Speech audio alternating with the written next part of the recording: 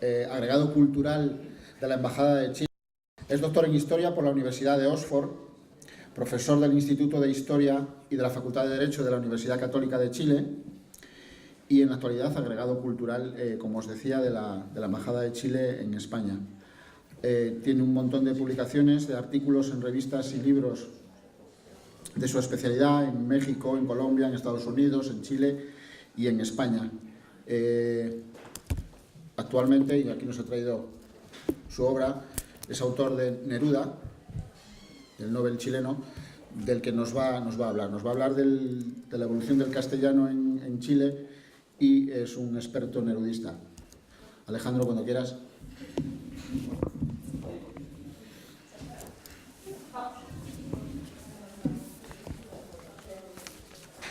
Muchas gracias, José Luis, por la presentación y muchas gracias a todos ustedes por estar acá. Para mí es un privilegio, un gran gusto estar en Brañosera. Como se explicaba, yo soy profesor de Historia Política en Chile, pero además soy profesor de Historia del Derecho. Entonces los fueros es un tema que uno enseña en la Facultad de Derecho y ahora lo voy a poder enseñar y poner cada vez, hasta que termine de hacer clase en la Universidad Católica, poner el ejemplo de Brañosera cada vez que pasemos estos temas. Así que un gusto estar acá, y un gusto estar acá para hablar de la lengua de Neruda. Quiero partir recordando dos cosas que he visto el último mes. Una de Luis María Anzón en el Cultural, que me llamaba la atención, que él decía que después de Juan de la Cruz no hay poeta más grande en lengua castellana que Pablo Neruda. Entonces, ahora, eso uno puede decir es una licencia que se da a un gran escritor como Luis María Anzón, pero también puede tener algo de verdad. Lo segundo es algo que dijo el príncipe Felipe en el cierre, en la cena de clausura de Liber, de la Feria Liber, que fue exactamente el jueves antepasado, hace 9 días, y en esa cena rindió un homenaje muy especial a Chile como invitado especial a la Feria Liber.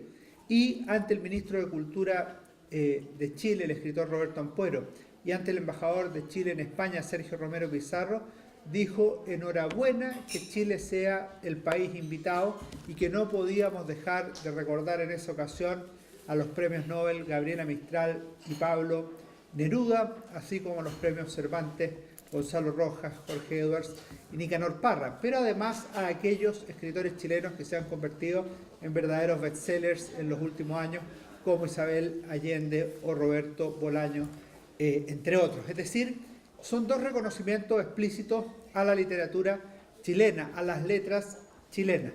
Las letras chilenas no son, podríamos decirlo así, autónomas, sino que responden a una herencia, a una riquísima y honrosa tradición que es el castellano. A nosotros nos llega específicamente en la literatura a través de Alonso de Ercilla, que en una memorable narración épica titulada La Araucana, él empieza a narrar esos primeros encuentros entre los indios chilenos, los mapuches, y los españoles que habían partido a la conquista de América y que en Chile se habían topado con uno de los pueblos más difíciles de vencer, como eran los mapuches. Los incas no habían podido cruzar más allá del río Biobío, y cuando llegaron los españoles también se encontraron con un duro rival. Y por eso Alonso de Ercilla dijo que no iba a cantar al amor, dijo: no de damas, señor, no gentileza, de caballeros canto enamorados, sino que él iba a hablar de la guerra de Arauco, y específicamente sobre este nuevo pueblo que estaba conociendo España, que era Chile. Dijo: es Chile norte y sur de gran longura. No sé si han ustedes mirado el mapa de Chile, pero es un mapa muy curioso. Hay un poeta chileno que dijo: los puntos cardinales son 3, el norte y el sur. Dicen que Chile no tiene ni este ni oeste, sino que tiene solo norte y sur. Es un país de 5.000 kilómetros, que si uno lo pusiera acá en Europa, es desde Madrid a Moscú, o sea, una cantidad bastante importante de longura, y por eso Alonso de Ercilla dice: es Chile norte y sur de gran longura. Y cuando dice de qué va a tratar su libro, de qué va a tratar La Araucana, dice así: Chile, fértil provincia señalada de la región antártica famosa, de remotas regiones respetada por fuerte, principal y poderosa. La gente que produce es tan granada, tan soberbia, gallarda y belicosa, que no ha sido por rey jamás regida, ni extranjero dominio sometida. A eso canta Ercilla, a los araucanos, a los mapuches, a la guerra de Arauco. ¿Y por qué he querido partir con esto? Porque Neruda, una de las cosas que dice es que nos llegó el idioma de Cervantes a través de Ercilla. El idioma que nosotros hablamos es el idioma de Cervantes, es el idioma de Ercilla. Y en la primera historia publicada en español, para terminar esta pequeñísima introducción, es la historia del padre sacerdote jesuita Alonso de Ovalle. Y nombro que es sacerdote jesuita porque también los jesuitas llegaron de España a América.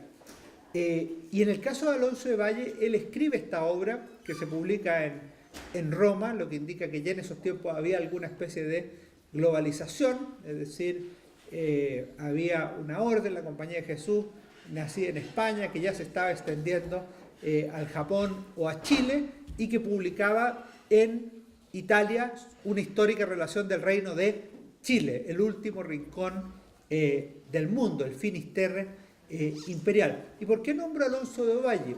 Entre otras razones porque en el diccionario de autoridades, o sea, cuando se hace el diccionario de autoridades en el siglo XVIII, lo que va a dar después origen a la Real Academia Española y va a ir fijando un poco el lenguaje que nos une, hay dos americanos citados, y uno de esos dos americanos es precisamente Alonso de Ovalle, que aparece muchas veces como un maestro del lenguaje. Entonces, para mí, repito, es un gran privilegio estar acá, poder hablar a continuación sobre Pablo Neruda, este poeta chileno universal, y gastar algunos minutos después de este generoso almuerzo, generosa comida que nos han dado en Brañosera. Neruda es un poeta que nació en 1904, el 12 de julio de 1904, y murió el 23 de septiembre de 1973. Hace poco hicimos un homenaje a él en Casa de América de Madrid, precisamente para recordar los 40 años de su muerte. El poeta Pablo Neruda es un poeta que es conocido fundamentalmente por su poesía amorosa, ya diremos algo de eso, y específicamente por los 20 poemas de amor y una canción desesperada, que es probablemente el libro del siglo XX de poesía más leído y más traducido en el mundo. En lo personal, me acerqué al poeta Neruda cuando yo tenía unos 12 años, es decir, 2 más que mi hija que está ahí, que es la Catita, y 4 más que mi hijo Tomás, que está ahí. Yo en ese tiempo, debo decirlo con cierta franqueza y con alguna vergüenza, yo solo leía de fútbol, leía los periódicos deportivos, estábamos en el año, además es un año muy especial porque es el año 82, o sea, el Mundial de Fútbol acá en España, y eso era lo que realmente me motivaba, hasta que estando en Santiago en unas vacaciones de 2 semanas, yo soy serenense, estábamos en Santiago donde mis abuelos, y donde mis abuelos vivía un tío, hermano de mi mamá, el tío Sergio, que me dijo, no, tú tienes que leer a Neruda, y me pasa un libro de unas 400 páginas, que es Confieso que he vivido memoria. Y claro, para alguien que solo leía las páginas deportivas, eso era un reto mayor. Y como yo admiraba mucho a mi tío Sergio, lo leí, y lo leí 2 veces. Y la verdad es que desde entonces en adelante nunca me he separado de Neruda, y siempre con esta relativa ambigüedad de ir al Neruda escritor de discurso, al Neruda escritor de memoria, pero sobre todo al Neruda escritor de poesía. Si uno lee las memorias de Neruda o repasa las memorias de Neruda, se dará cuenta que ahí están cosas que son absolutamente incomprensibles para un niño, países absolutamente lejanos para un chileno. Los chilenos viajábamos muy poco en esos tiempos.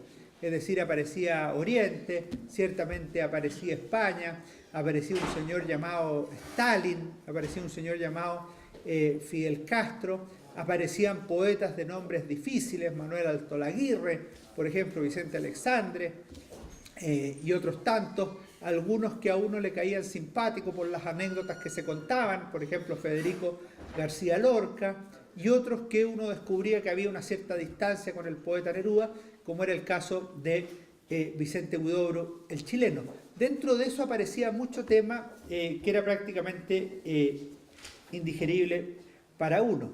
Por otro lado, aparecían grandes ataques. Neruda era un poeta con personalidad, de grandes amores, de grandes amores.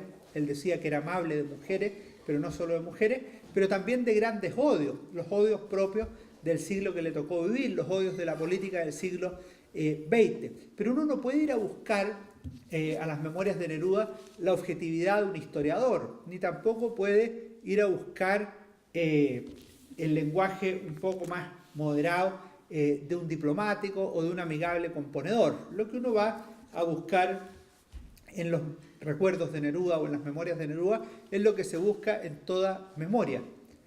Lo que el personaje recuerda, lo que el personaje quiere recordar, lo que el personaje omite, lo que el personaje explícitamente quiere omitir y sobre todo aquello que recuerda y cómo lo recuerda. O sea, ¿por qué? Porque si otro escribe las mismas memorias, no son exactamente iguales.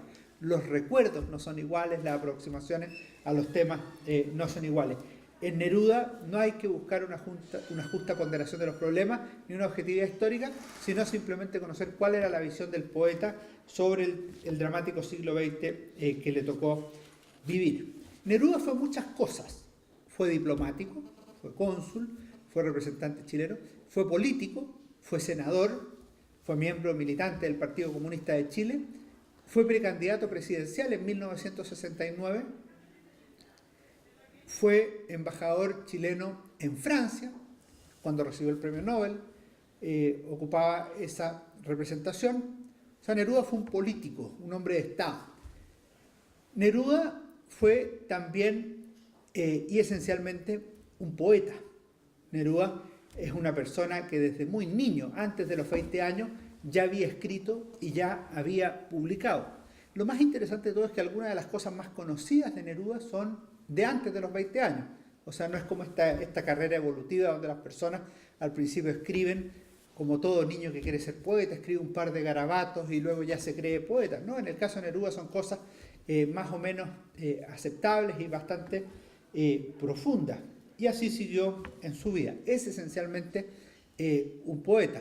Pero también es una persona que tiene una vida privada y una vida amorosa muy intensa en el Oriente, en su matrimonio con Maruca Ajenar, en su desdichada paternidad, luego en su separación y su matrimonio con la hormiguita, con Delia del Carril, y finalmente con Matilde Urrutia de los años 50 hasta los años 70 y con algunas otras excursiones fuera del hogar. Neruda era ese hombre. Pero yo me concentraré sobre todo por el tema que nos ha convocado en el Neruda poeta, castellano, en un Neruda que amaba a los grandes de la lengua, que leyó a los clásicos castellanos, que fue amigo de muchos en el siglo XX españoles, entre otros Federico García Lorca y la generación del 27, acá en España, donde vivió en los años 30, y también un gran admirador de ese gran poeta americano que es Rubén Darío. O sea, Neruda es una persona que tuvo esa gran trayectoria poética. Si uno lee el primer Neruda, o sea, el Neruda llamaríamos de los años 20, recordemos, nació en 1904, sus primeras obras se publicaron en la década de 1920, entre otras Crepusculario, entre otras ese conocido 20 poemas de amor y una canción desesperada. Uno se da cuenta que la obra poética de Neruda en esos años es absolutamente autorreferente, es poesía amorosa, poesía de amor, poesía de enamorado, pero una poesía esencialmente autorreferente. Si vemos, por ejemplo, el más famoso de todos, que es los 20 poemas de amor y una canción desesperada, y vamos sacando versos de algunos de esos poemas, uno se da cuenta que la autorreferencia es total. Te recuerdo como eras en el último otoño. A nadie te pareces desde que yo te amo. Me gustas cuando callas porque estás como ausente. Es un verso que no hay que repetir mucho delante de mujeres, pero es de Neruda, no es mío. Y está en el poema 15. Me gustas cuando callas porque estás como ausente. No es un comentario aquí, sino que Es nerudiano, ¿eh? Lo dijo Neruda, no estoy diciendo nada yo que no haya dicho el poeta. El poema 20, cuando ya ha terminado su amor. Puedo escribir los versos más tristes esta noche. De nuevo. Y la canción desesperada, que es la que cierra los 20 poemas de amor. Emerge tu recuerdo de la noche en que estoy abandonado como los muelles en el alma, es hora de partir, o abandonado. O sea, si uno mira la poesía que está presente en los 20 poemas de amor y una canción desesperada, es poesía amorosa y autorreferente, porque Neruda era muy autorreferente. Pensemos en otro que nos lo deja muy bien parado, pero que en justicia debemos mencionar, Farewell, la despedida. Farewell es un poema muy duro, es un poema de un amor que termina, pero que además es un amor que se ha visto interrumpido sin quererlo, en el caso de ellos, por un hijo que va a nacer. Entonces Neruda no haya nada mejor que confesar el tipo de amor que él ama. Amo el amor de los marineros que besan y se van, dejan una promesa, no vuelven nunca más. En cada puerto una mujer espera, los marineros besan y se van. Una noche se acuestan con la muerte en el lecho del mar. O sea, él hace una confesión. Ese es el tipo. Yo aquí ando como un picaflor y no como un enamorado para toda la vida. Y en Farewell llega a decir incluso, para que nada nos amarre, que no nos una nada. O sea, este hijo no me interesa, y termina diciendo, fui tuyo, fuiste mía, juntos hicimos un recodo en la ruta donde el amor pasó. Fui tuyo, fuiste mía, tú serás del que te ame, del que corte en tu huerto lo que he sembrado yo. Gracias. Es decir, volvemos al amor autorreferente. Y hay otro, que es el último que voy a decir de esta época, que es la época de los años 20, que curiosamente lo publicó Neruda y no apareció en las obras completas. En una obra completa, que ustedes saben que tiene una de las características principales de una obra completa, es que nunca son completas, siempre son incompletas. En las obras completas de Neruda no apareció un hombre anda bajo la luna. Recuerdo haber estado en Serena, de donde era yo, un día con mi amigo Cristian Villalobos, compañero de curso, y su papá, que era un gran nerudiano, me dijo, ¿qué has leído de Neruda? Y yo le conté un poco lo que había leído de Neruda. Y me dice, ¿te leíste Un hombre anda bajo la luna? No lo conozco. Es que no están las obras completas, yo te lo traigo. Es el mejor poema de Neruda. Me liquidó, pues no había leído nada. Y luego me dice, ¿y te leíste el Canto General? No lo he leído. Bueno, es el mejor libro de Neruda, tienes que leerlo. ¿Y de qué lo que es? Es un libro de historia. No hay mejor historiador en Chile que Neruda. Ya vamos a llegar a eso, pero primero me di cuenta que tenía ya 15 años, pongámosle, y yo creía que había leído Neruda, no había leído nada. Y el tío Reinaldo Villalobos, abogado, me trae Un hombre anda bajo la luna, pero que es la misma tendencia, pero de una manera más melancólica. O sea, no es de amor, sino de melancolía pura. Pena de mala fortuna que cae en mi alma y la llena. Pena. Luna. Calles blancas, siempre ha de haber luna cuando, por ver si la pena arranca, ando y ando. Recuerdo el rincón oscuro donde lloraba en mi infancia, los líquenes en los muros, las risas a la distancia, sombra, silencio, una voz que se perdía, lluvia en el techo, atroz lluvia que siempre caía. O sea, es absolutamente penosa, triste, pero sobre todo, digámoslo así, melancólica, solitaria. Vamos a volver sobre eso al final, con otra interpretación. Pero es una vida autorreferente, penosa, triste. En alguna medida al poeta le gustaba aparecer también triste. Fue el hombre más desesperado, el más lejano, el más solitario. Era un hombre que exageraba las cosas. La gran transformación se produce después de Residencia en la Tierra, un libro monumental que representa un cambio de paradigma en la poesía de habla castellana en esos años, pero el cambio en la vida de Neruda se produce en los años 30. Neruda pasa en los años 30, gran parte de los años 30, en España. Ustedes saben mejor que yo lo difícil que fue la vida en España en esos años y lo difícil que es para una sociedad experimentar lo que es la división política, y no solo la división política, porque la política es división, es confrontación de ideas, es elecciones, es respeto a la diversidad, sino que una división llevada hasta las armas, hasta el estallido de la guerra, y en específico en este caso de la Guerra Civil Española. Neruda se vinculó, incluso siendo diplomático, a sectores cercanos a los republicanos, a sectores cercanos al comunismo, y como tal asumió un compromiso político militante, si bien no específicamente militante en cuanto a la militancia del Partido Comunista, que solo la adquiriría en 1945, pero claramente una persona que ya tiene fijada su línea de ruta para lo que serían las próximas décadas. Pensemos que en los años 30 el mundo no es claro, el mundo es más bien ambiguo. Hitler, cuya irrupción es de 1933, un día es amigo de Mussolini, otro día llega a pactos con Stalin.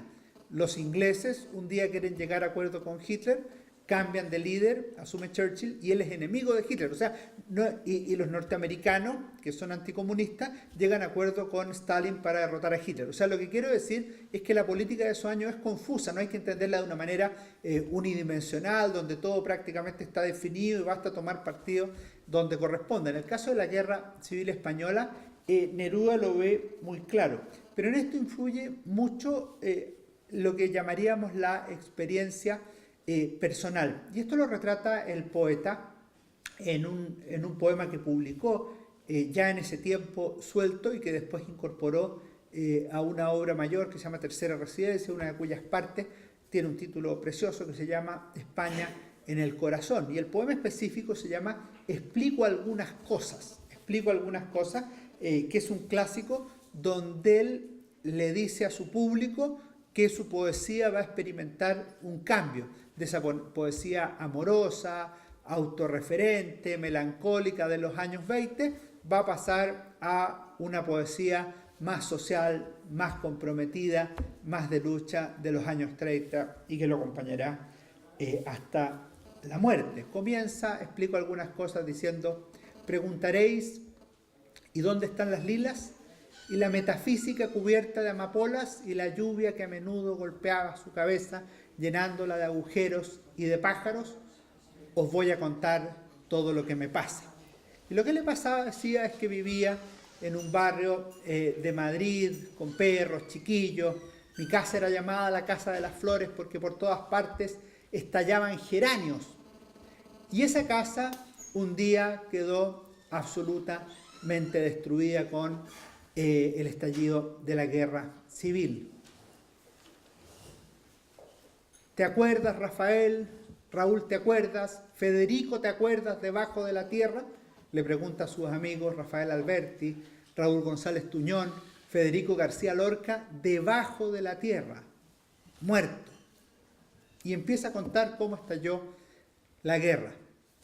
Y termina diciendo, preguntaréis por qué su poesía no nos habla del sueño de las hojas de los grandes volcanes de su país natal. Venid a ver la sangre por las calles, venid a ver la sangre por las calles, venid a ver la sangre por las calles. Era como una confesión de que no podía seguir hablando de la melancolía, de las hojas, de los árboles, de los volcanes, de la vida amorosa, precisamente por la sangre en las calles. Entre su experiencia también lo marca mucho la muerte de ese gran poeta prematuramente muerto que fue Miguel Hernández, y así como Miguel Hernández en la elegía recuerda a Ramón Sijé con quien tanto quería, podríamos decir que a Neruda le ocurre lo mismo con Miguel Hernández con quien tanto quería también.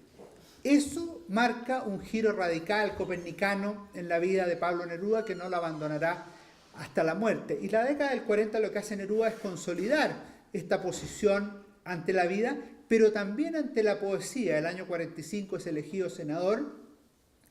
El mismo año 45 ingresa a militar en el Partido Comunista de Chile y el mismo año 45 obtiene el Premio Nacional de Literatura en Chile. Y lo nombro porque porque al final Neruda dice que es lo mismo. O sea, no hay una separación entre una militancia política, entre un ejercicio parlamentario y entre obtener un premio de literatura. Es todo lo mismo, es la vida. El año 50, en el exilio producto de su militancia comunista y de la situación política que hay en Chile, Neruda publica en el extranjero, específicamente en México, el Canto General, que se conoce así, Canto General. En algún minuto pensó ponerle Canto General de Chile, en otro momento pensó ponerle Canto General de América, y hasta hoy se conoce como simplemente Canto General. Este es el libro que les comentaba hace un rato, que es un libro del Neruda histórico, del Neruda historiador, podríamos decir. De hecho, comienza en Amor América diciendo: antes de la peluca y la casaca, o sea, los españoles, fueron los ríos arteriales, o sea, lo que era la naturaleza americana. Yo estoy aquí para contar la historia, dice el poeta, desde la paz del búfalo, Norteamérica, hasta las asoladas arenas de la tierra final, en las espumas acumuladas de la luz antártica. O sea, de norte, Búfalo, hasta la Antártica, en el extremo sur de América. Hay un poema, creo yo, en el Canto General que conviene leer con atención, porque siendo un poema de declaración de principios política, es también un poema donde aparece muy bien la mixtura de Neruda. Se llama Carta a Miguel Otero Silva, que es un escritor venezolano, y a quien le dice: qué azul es la vida, Miguel, cuando hemos puesto en ella amor y lucha. Miren qué bonito. Qué azul es la vida, Miguel, cuando hemos puesto en ella amor y lucha. No tratemos de buscar explicaciones curiosas, pero por ejemplo en la oda a Federico García Lorca, cuando le escribe el poema a Federico García Lorca, que es de los años 30, le dice: por ti se pintarán de azul los hospitales. Por ti se pintarán de azul los hospitales. Una de las cosas que irritaba a Neruda, que lo cuenta en las memorias, es que una vez dio una conferencia y cuando terminó hubo preguntas. Y preguntó a alguien: oiga, ¿por qué usted puso por ti se pintarán de azul los hospitales? ¿Qué sé yo por qué lo puse? No sabe. Le gusta el color azul, ya verá, es la inspiración poética del momento. Pero si uno ve hay una cierta consistencia: por ti se pintarán de azul los hospitales, puede tener un cierto sentido en lo que señalamos. Le gusta el color azul. Después, que azul es la vida, cuando hemos puesto en ella amor y lucha, también. El azul podría ser un color con energía y todo eso. Pero fíjense que en los sonetos a Matilde Urrutia, en uno de ellos le dice: desnuda eres azul como la noche en Cuba. Eso es absolutamente insensato. O sea, desnuda no es azul, pero le dice: desnuda eres azul como la noche en Cuba. Es una forma de decir: eres maravillosa, como antes los hospitales azules eran una oda a Federico, como azul es la vida cuando hemos puesto en ella amor y lucha, en la carta de Miguel Otero Silva. ¿Por qué creo yo que es valioso este poema? Después dice amor y lucha, que son el pan y el vino. Eso tiene una connotación cuasi religiosa. Amor y lucha. Porque me parece a mí que sería un error entender que Neruda de los años 20 desaparece en los años 30. Lo que ocurre es que incorpora un eslabón más a su poesía. O sea, no es que su poesía del amor desaparezca, podríamos decir que sufre un paréntesis para reaparecer luego en los años 50. Si el año 50 es la gran declaración de principios políticos de Neruda en el Canto General, también en los años 50 se produce lo que podríamos llamar los versos mixtos, la interacción poética y política de Pablo Neruda. Hay dos obras de los años 50 que yo recomiendo mucho. Una son los 100 sonetos de amor. Si uno mira los 100 sonetos de amor, ya por su título y por su contenido, son complementarios de los 20 poemas de amor y una canción desesperada. La diferencia es que así como los 20 poemas de amor se los escribió a varias mujeres, los 100 sonetos de amor son sonetos de amor para Matilde Urrutia. Matilde, nombre de planta, piedra o vino.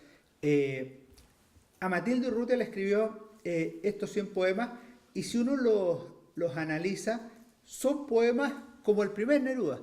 No te quiero sino porque te quiero, y de quererte a no quererte llego, y de esperarte cuando no te espero pasa mi corazón del frío al fuego. O sea, soy yo y ella, no hay nada más. Te odio sin fin y odiándote te ruego. O sea, si uno ve los 100 sonetos, son exactamente de esa línea. El otro es los versos del Capitán. Los versos del Capitán es un libro que apareció originalmente anónimo. Sabemos que es de Neruda. Neruda reconoció la paternidad, pero era cuando estaba terminando su relación con Delia del Carril, con la hormiguita, y ya había empezado una relación con Matilde, se habían ido a vivir a Capri. Entonces, claro, no quería que apareciera ahí su nombre, sino que apareciera de manera más oblicua. Entonces se hace llamar el Capitán, firma de otra manera. Pero si uno ve estos poemas, ahí está la reina, yo te he nombrado reina, hay más altas que tú, más altas, hay más puras que tú, más puras, pero tú eres la reina. O sea, un Neruda con renovado amor, en este caso hacia Matilde. Si uno ve algunos poemas de ahí, se da cuenta de que son claramente amorosos, pero no amorosos como los 20 poemas de amor y una canción desesperada, ni tampoco amorosos como los 100 sonetos de amor, sino que tienen un carácter mixto. Mixto con la política que nació en los años 30 en España y se consolidó en América en los años 40 y se consagró en el canto general en 1950. Por ejemplo, un par de versos mixtos para ver de qué hablamos. Tu risa. Si yo veo la primera parte de tu risa, quítame el pan, quítame el aire, pero no me quites tu risa, no me quites la rosa, la lanza que desgranas, la repentina ola de plata que estalla en tu alegría. Bueno, es un verso de los 20 poemas de amor y una canción desesperada, o de los 100 sonetos de amor. Pero más adelante en el mismo poema dice: la vida es dura y vuelvo con los ojos cansados, a veces de haber visto la tierra que no cambia, pero al entrar tu risa sube al cielo buscándome y abre para mí todas las puertas de la vida.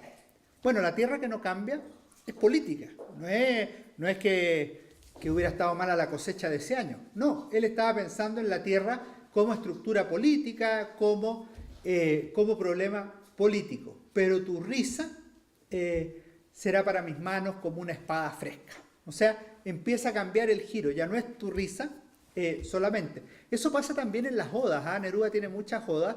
Si uno analiza la oda a la lluvia, por ejemplo, la lluvia era solo lluvia en los años 20. En los años 50 la lluvia era lluvia, pero también era lluvia que destruía el hogar de los más pobres y los dejaba sin casa, etcétera, etcétera. O sea, hay un cambio de paradigma. Es la misma lluvia, pero con un efecto distinto sobre la vida y sobre su poesía. Otro, el que cierra los versos del Capitán, que es la carta en el camino. Pero entre medio pasó también el monte y el río. No amamos como quieren los ricos la miseria, le está diciendo él a ella. Saldremos cuerpo a cuerpo a trabajar, él y ella, como enamorados, pero también porque necesitamos vivir. Está ahí el amor del soldado, pero está sobre todo la carta en el camino. En la carta en el camino es el Neruda que ha decidido volver a Chile. Ha pasado el exilio, lo ha pasado bien en el plano amoroso con Matilde, pero aquí ha decidido volver a Chile, pero no volver a cualquier cosa, es volver a la lucha política concretamente. Y comienza: adiós, pero conmigo irás, irás adentro de una gota de sangre que circula en mis venas. Adorada, me voy a mis combates. Eso es mixto. Adorada, en 20 poemas de amor. Me voy a mis combates, España en el corazón, o canto general. Arañaré la tierra para hacerte una cueva y allí tu capitán te esperará con flores en el lecho.